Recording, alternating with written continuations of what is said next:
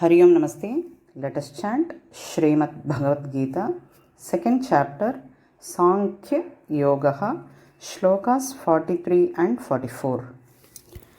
Kamat manas swargaparaha janma karma phalapradam kriya vishesha bahulam bhogaishwarya gatim prati bhogaishwarya prasaktanam तया पहृत चेतसां व्यवसायात्मिका बुद्धिः समाधौ न विधीयते।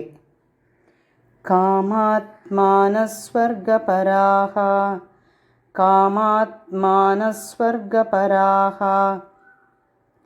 जन्मकर्मफलप्रदां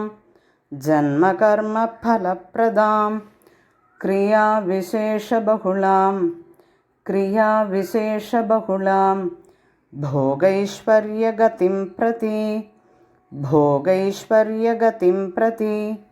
भोगैश्वर्यप्रसक्तानां तया पहृतचेतसां व्यवसायात्मिका बुद्धिः समाधौ न विधीयते। हरिः ओम्।